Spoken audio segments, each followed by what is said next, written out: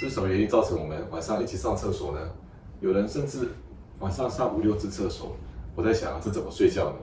这个问题如果不解决再吃更多的安眠药都没有用。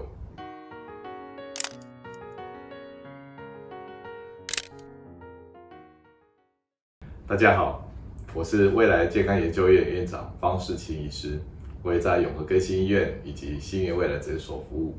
今天我跟各位分享的主题很特别，叫做夜尿，或者是夜多尿。是什么原因造成我们晚上一起上厕所呢？有人甚至晚上上5、6次厕所。我在想这怎么睡觉呢？这个问题如果不解决你再吃更多的安眠药都没有用。我提到说，我们除了睡眠的状况以外，还有4个夜间的状况会干扰我们的睡眠。如果我们先把这4个问题解决，我们的睡眠呢就会进入比较舒适的状态。那我之前有提过所谓的腿不宁、夜不宁症候群，还有一个夜痛，也就白天会痛，晚上更痛。那第3个呢是晚上会痒，到处痒，鼻子痒、眼睛痒、皮肤痒。那这个夜尿呢是一个又是一个很明确的问题。那我们就针对夜尿来跟各位分享我的看法。那我们白天大概最多3、4个小时、2、3个小时上一次厕所。那一个晚上如果说7、8个小时，你大概上1次或小于1次。那如果你上到2次或2次以上，3次、4次，那就是太多次了。一般有一个简单的规则你如果60岁的人呢，大概有60% 的人呢晚上会上1次厕所。那70岁就70%， 80岁就80%。那上1次还可以接受了，大概随着年龄越大的话，晚上要上1次厕所。如果你上了2次以上，上了3次，那这样的次数你不觉得比白天上的次数还要多吗？所以次数来讲，你就高于白天的那如果说以那个尿量来讲，我们如果晚上睡8个小时，大概是一整天的1/3嘛。结果呢，你晚上的小便还大于这个1/3的整天小便的量，那这个叫做夜多尿。所以不管是从次数看，从尿量看，你晚上呢怎么会制造这么多的小便呢？照理来讲呢，我们晚上应该制造比较少的小便的。我们脑下垂体有一个荷尔蒙叫做抗利尿激素，这是一个文明的荷尔蒙因为它让我们晚上可以比较少制造小便。那有人年纪大了，这个荷尔蒙就少了，那晚上呢不但制造小便，而且制造的比白天更多那我们要怎么去看这个夜尿的问题？我们要整天来看。如果是整天都频尿，每2个小时就上1次那晚上也是那这是一个单独的问题，它可能是膀胱的储量太少了。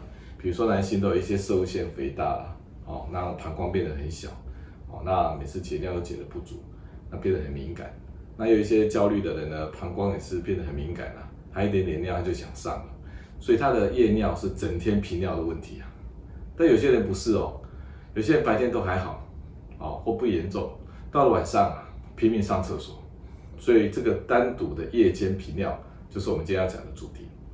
那它有几个可能性它包含说我刚才提到的那个主要的荷尔蒙叫做抗利尿激素，大脑分泌不够了，所以晚上呢它制造小便，而且制造比白天更多。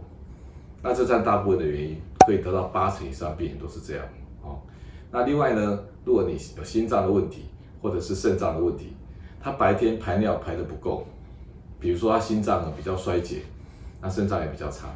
那白天因为是直立的关系，他肾脏的灌流比较少一点。当你晚上躺平的时候，他肾脏的灌流会比较好。那比较好的结果，他就会把小便吸出来。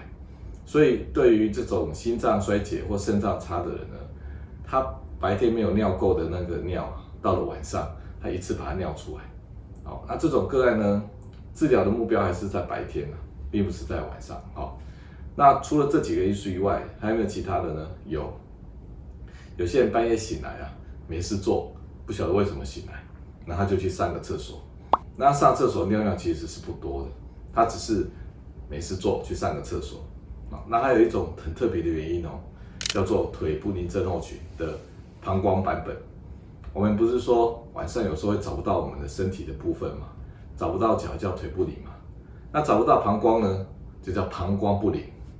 那找不到膀胱，脑袋也是很紧张嘛，膀胱哪里去了？所以呢，它也要制造一些不舒服，让你赶快去尿一下，来证明我的膀胱是在的。好，那在治疗上如果我刚才提到那些有些男性他因为摄护腺肥大，所以造成他膀胱呢比较小。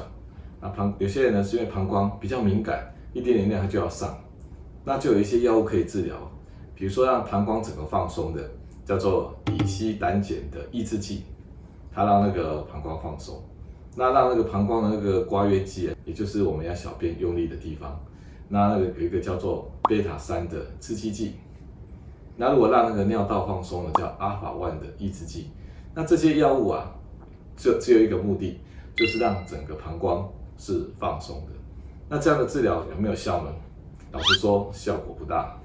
你去吃那些让你膀胱放松的药，如果你晚上尿还是这么多你根本帮助不大，帮助一点点。好，那真正问题是什么呢？占80%以上的问题这种晚上上3、4次，每次尿量一大堆的老人问题它是脑下垂体分泌的抗利尿激素降低了。它本来晚上应该要分泌多一点的那低了以后呢，就有点尿崩制造一大堆小便，那你一定要去解所以它是真的有尿的那怎么办呢？你也没办法让它说要那个分泌出来就分泌出来，所以现在医疗科技已经有一个药了，它就可以去取代这样的功能，叫做米利瑞。这一类型的药呢，它可以让你晚上不要制造那么多小便，它就是替代抗利尿激素的功能。那这样子有什么好处呢？那当然你小便就少了嘛，就变成正常了。那有什么坏处呢？有些人吃过头或者是这个用量太高那造成你的身体的水分被留下来太多。那水分一多呢，就有点水肿甚至呢你的电解质呢，尤其是那盐分就会降低，就被稀释了，变成低钠血症。那还有一些风险是像有些心脏跟肾脏不好的人，他晚上是要排尿的，他把水分多余的水分白天没有排出去的排出去，这时候你反而把它留下来，你不能让它排，那这些累积的水分也会增加心脏跟肾脏的负担。所以原则上怎么用呢？如果你有心脏肾脏不好的人呢，比较没有本钱去用这个药就对于那些心脏肾脏还可以的人，那用了以后呢，要注意它有没有低血钠的问题。那怎么注意呢？可以抽个血看看有没有血液里面血钠降低了，大概有2% 到3% 是会降低的，尤其是年纪更大的人呢，也容易出现这个问题。那最后一个很特别的问题你有时候给他吃，已经在用一些像一些男性用一些膀胱放松的药没有效果，那给他吃这个米利瑞也没有效果，那你就觉得很奇怪了他怎么吃都没有用呢？他就是那些少数的找不到膀胱的人那这个膀胱不灵症候群晚上找不到膀胱，然后他一直担心所以他就频繁的想要上厕所解尿也不多，但次数很多。这时候如果你可以考虑用多巴胺刺激剂呢，也会得到很神奇的效果好，谢谢各位，跟各位分享这个很老的问题，但是又可以解决的问题。好，谢谢。